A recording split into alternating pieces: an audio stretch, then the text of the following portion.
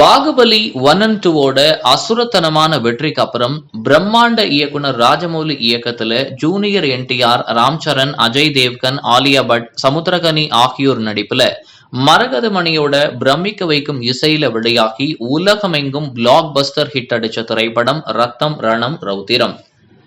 தமிழ், தெலுங்கு, மலையாளம், கன்னடம், ஹிந்தி அப்படின்னு வெளியான எல்லா லாங்குவேஜஸ்லயும் வசூல வாரி குவிச்சது இந்த திரைப்படம்.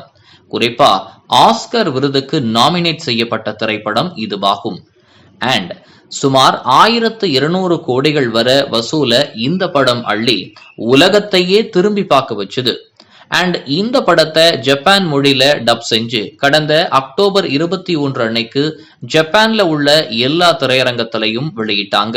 அண்ட் இதுல நோட் பண்ண வேண்டிய விஷயம் என்ன அப்படின்னா, எந்த ஒரு இந்திய படமும் திரையிடப்படாத அளவுக்கு கிட்டத்தட்ட 44 நகரங்கள்ல 209 வழக்கமான தியேட்டர்களையும் 31 ஐமேக்ஸ் தியேட்டர்களையும் இந்த படத்தை ரிலீஸ் பண்ணாங்க.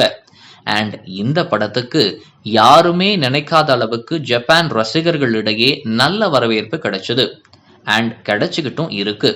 ரஜினிகாந்த் நடித்த முத்து திரைப்படத்துக்கு தான் ஜப்பான் நாட்டுல அதிக வசூல குவிச்ச இந்திய படமா பார்க்கப்பட்டுச்சு.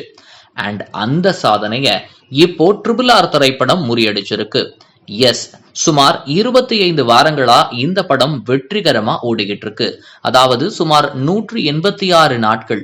இதுல நோட் பண்ண வேண்டிய விஷயம் என்னன்னா, இந்தியால கூட இந்த அளவுக்கு இவ்வளவு நாள் இந்த படம் ஓடல அப்படிங்கிறது தான்.